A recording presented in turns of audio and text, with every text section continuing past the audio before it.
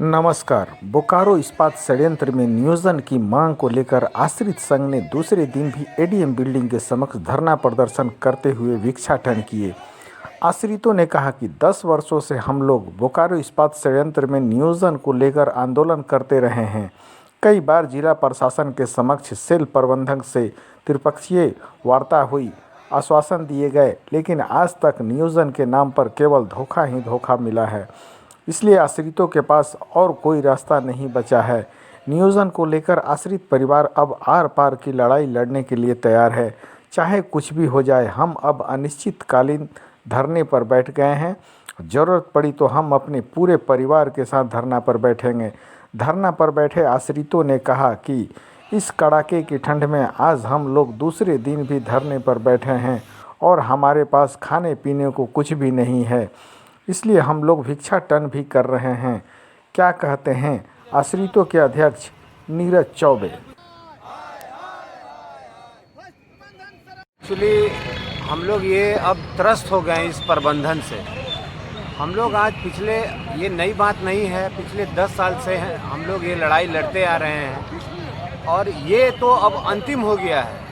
इस प्रबंधन ने वादे कर करके हमारे साथ धोखाएं की है और हमारा एक जेन्युइन हक बनता है ये नौकरी लेना।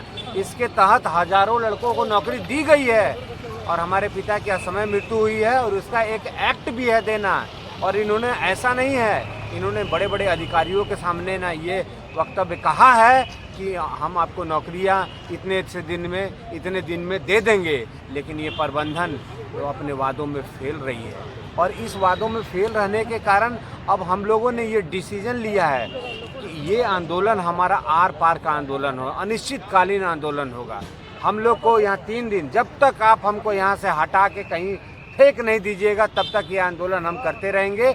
इसके लिए हमको गोली खाना पड़े, हम गोली खाने को तैयार हैं, हम कुर्बानी देने को तैयार हैं और हम कुर्बानी देंगे और हम अंतिम दम तक इस अपना नियोजन के लिए लड़ेंगे।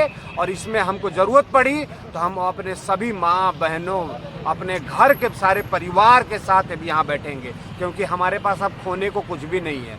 जब हमने अपने पिता को खो दिया है, एक बहुमूल्य जो मेरा जो स्रोत था उस पिता को खो दिया है, तो हमारे पास अब खोने को कुछ भी नहीं है। और हम लोग आज दूसरा दिन हो गया ये आंदोलन का। आज मैनेजमेंट का एक छोटा अधिकारी ये पूछने नहीं है कि आप लोग क्या खा रहे हैं और क्या कर रहे हैं और कैसे खा रहे हैं। और इन आश्रितों के पास जो 10 साल से जिनका कोई सोर्स ऑफ इनकम नहीं है, वो उस आश्रित के पास आप अगर 50 रुपया भी खोजेंगे तो उनके पास मिलना संभव नहीं है। इसलिए आज हम लोग भिक्षाटन भी कर रहे हैं कि आज का हम लोग खाना खा पाएँ। ये दुविधा है। कितने आश्रित परिवार हैं? हम लोग 500 आश्रित परिवार हैं, लेकिन कुछ आश्रित परिवार ऐसे हैं जो बहुत ज़्यादा बदहाल हैं। इसी के कारण वो लोग अपनी गरीबी से त्रस्त हैं, इसलिए अपने रोज़मर्रे के काम में, मजदूरी में वो लोग काम कर रहे हैं। कोई होटल में काम कर रहा है। इस तरह की मजबूरी आ गई है, इस प्रबंधन के कारण आई है।